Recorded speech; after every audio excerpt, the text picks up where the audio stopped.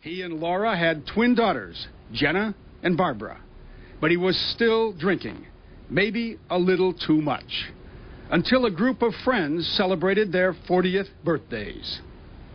And we had this big knockdown, drag-out dinner. We weren't so bad that they asked us to leave the dining room, but we probably all woke up with headaches the next day. And that, George decided, in typical George, well, I just don't think I'll drink anymore. He often said, you know, it was, Laura said, it's me or the bottle. He'd often say that. A little later, he also just quit smoking, and he turned to the Bible. He was born again. When you accept Christ as a Savior, it changes your heart, it changes your life. And that's what happened to me.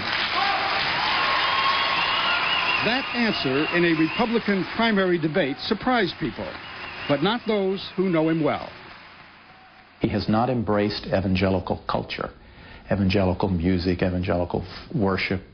It's not his bag. But he's had this thing happen in his life. There's no question about that. I will be guided by conservative principles that govern... He was very strongly pro-life in the primaries and beyond, on crime issues and on other issues, on the gun issue, the Second Amendment question. He's been very strongly on the conservative side, so he's pretty much an across-the-board conservative. But those who know him best say George W. Bush is, above all, pragmatic. One of the criticisms I think you'll see of the conservative movement is a lot of times they'd rather you look good losing. We don't care if you lose, we just want you to look good. But I think Governor Bush is going to say, you know, this isn't the place to make the stand.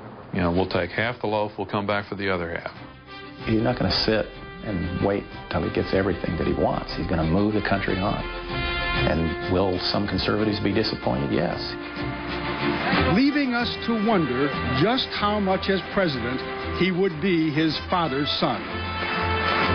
President George Bush was never really embraced by bedrock Reagan conservatives, and he lost re-election. Would the presidency of George W. Bush be pragmatic like his father's, or ideological like Ronald Reagan's? What exactly has he learned from his father's experience?